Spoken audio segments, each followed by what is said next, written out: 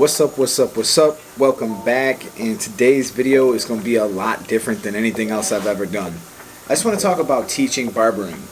And this video is about how I teach now versus how I taught then.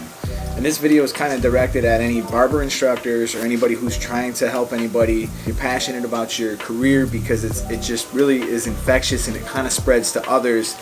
And if you really love what you're doing, you're kind of dying to share that with other people. So I totally get why there's so many people out here, both on YouTube or, there's all them silent professionals that are just working their butts off in barber schools and they're teaching people. And believe me, like, it looks glamorous, but it's not always glamorous. It's not always easy, and it's not always easy to remain patient after this many years of teaching. So I began teaching at the Bonita Springs School of Barbering in 2011, and how I used to attack it versus how I do now has completely changed. It's not always easy to sit with a student who you're watching struggle with the exact same problem, whom you've watched maybe over 100 others struggle with the exact same problem, until they eventually get it. And to remain patient day in and day out in every single new case, and some people are very teachable, very receptive, very passionate, that makes it a lot easier. Some people are very passionate and they're not very teachable, and it's a struggle. But trust me, everybody can learn this, and everybody can eventually put together some pretty good work. When I first began teaching, I remember it like it was yesterday. I walked in to several other instructors and they're like, look, this is how we do things. They showed me like the 4 basic haircuts, the way they teach them, and I would eventually take this information, put my own spin on it, and start teaching people stuff that I felt was more relevant and more usable in the business. And man, did I make a lot of mistakes for my first probably couple years, because I just felt like, oh man, this is great. I could just give them every single thing I know, and then they'll cut hair just like me, and they'll be able to make money in this business. They'll go on to be successful, which that was totally wrong. Giving too much information too fast to a person is just not the right way to do this, and I totally see it now, but I couldn't see it then. If you really want people to start to absorb that information, it's going to be critical that you don't give them too much and you keep it as simple as possible. So I would say that I was probably a little bit too much hands-on at first. I was really quick to get in there and correct the problem, show the student how to do it, take the scissors, take the comb from them, and perform it myself, and thinking that will really help them. And this even goes back to when they're working on mannequins. I don't do that so much anymore. I've found that it is actually better, and I've had more success by taking a more of a hands-off approach to them, and in the situations where you can, and it's not going to obviously ruin somebody's day, allow them to make those mistakes, allow that to happen, and it's just so much easier for them to remember once they've made that mistake, which is how we all learn. We all learn through trial and error. How old were you when you started walking? Now, obviously, if I ask this to 30,000 people who might see this, you guys are going to give me different ages, right? You walked at 7 months. You walked at 8 months. You took a year. Well, guess what? You guys are walking now, except for those of you who can't, and for that, I'm sorry. But that's just the point that I'm trying to make, is we all learn at different paces and through different ways. As you take that hands-off approach a little bit more, allow them to make that mistake, and then once they're done with the entire cut, let them finish it, and then go back and show them how to fix it, how to correct it, allow them to self-correct, and you will have better results. Now, the other thing too is when it comes to scissor cutting and long hair and all that kind of stuff, is you're definitely going to need to teach them how to check their work. So a lot of times a student would bring a mannequin to me and say, here, check this. And now when they bring a mannequin to me, I say, okay, go ahead and check it in front of me so I can watch. They check it, they see the mistake as clear as day, and they are able to detect the mistake. Maybe not fix it, but now they can detect the mistake. So I might say something to them like, okay, well, next time before you bring it to me, do the check yourself, and then they come to me. So this is kind of a case of just, you don't have to be holding their hand all the time through every step of the journey. It's actually going to work out better for you if you allow them to make those mistakes.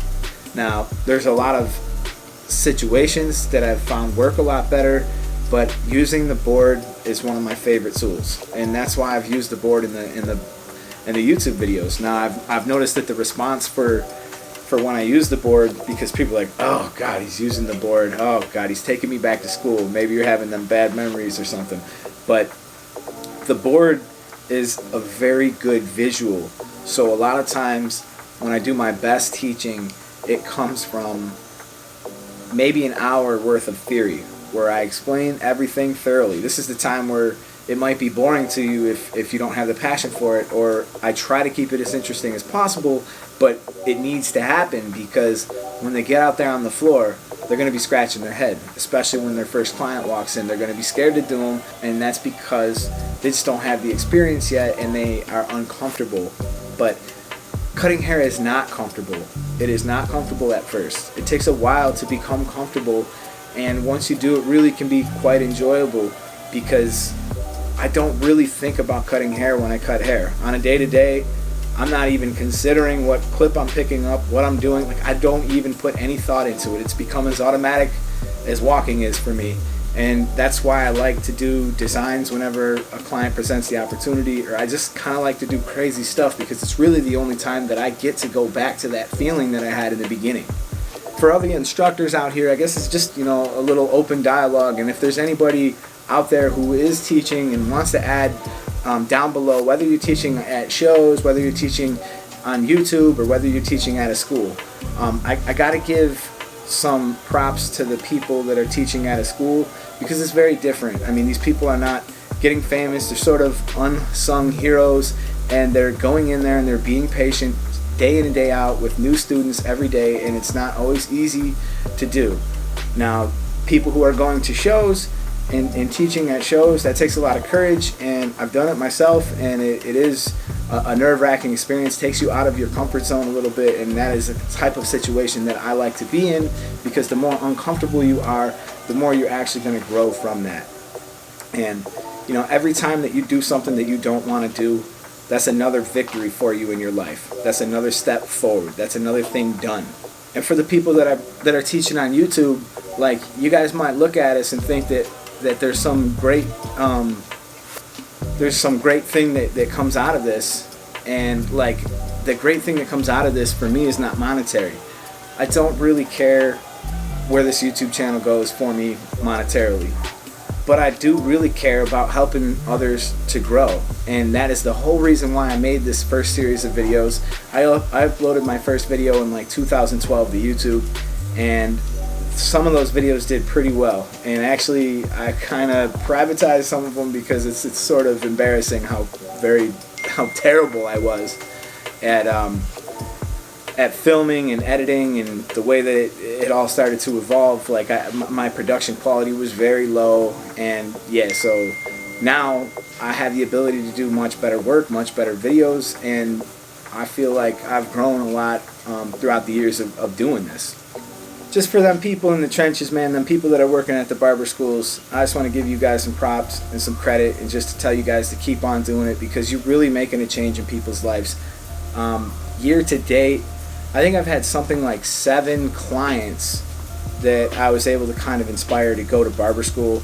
Now, not all of them finished, but I have had a lot of them people express that interest, and that's because they hear me, they see my story, and they want to see like what it would be like, and then I talk about it like I love it, because I do love it and I do want to share it with others.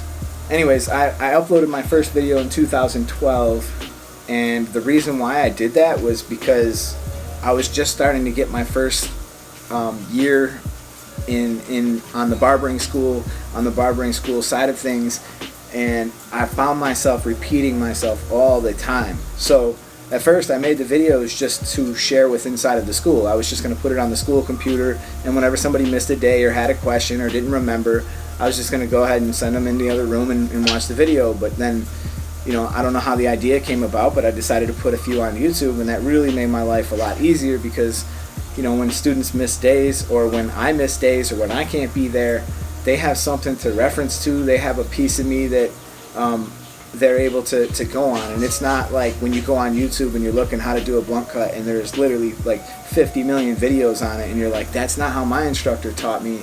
I wanted them to have exactly what I was teaching them, so that when I come in the next day and I check it and I see their process, I can evaluate it based on what I've already taught them. So it's really just about being patient, taking that standoff approach, and stepping in when you can, and stepping in when they're receptive.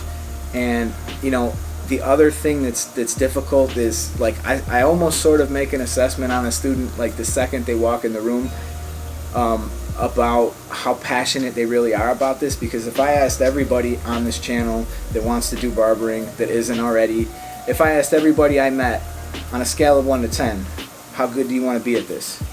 They always say 10.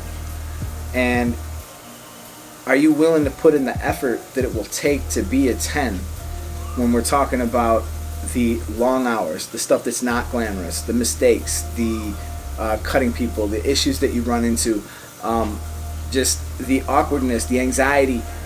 It is not easy to push yourself to that level 10. But what I can say is I have been cutting hair since 2003, and I'll tell you, it has been a lot of sort of in and out with my commitment level to this. Like, I was always doing it, but I always wasn't so passionate and so committed. So the advice I would give to anybody out there would be that if you decide to do this thing, go all in, go all out, go all at it, and just eat, sleep, and breathe it. Watch the videos, find the way to get them reps in, and just keep pushing and pushing and pushing forward. Because once I actually really committed to barbering, like with every piece of me, like it was just all the other stuff in my life, I almost had to kind of clear a lot of it out, clear my plate, and just take a direct route for success. And that has rewarded me beyond all measures, and it's continued to reward me. Just like all this time that you spend working with other students and teaching at the school, there was all these little things within barbering that I did because I knew they were important. I knew it was important to teach. I knew it was important to help others.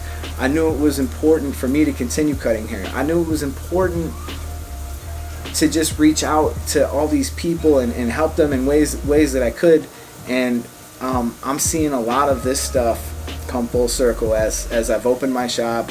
I found great employees that are just, I feel beyond blessed to have. I absolutely love working with these guys. So I didn't even have to like put an ad up for barbers or anything like that. I have like 50 in my phone right now, and I've worked with many of them, and many of them are very successful, and they're right here in this same town.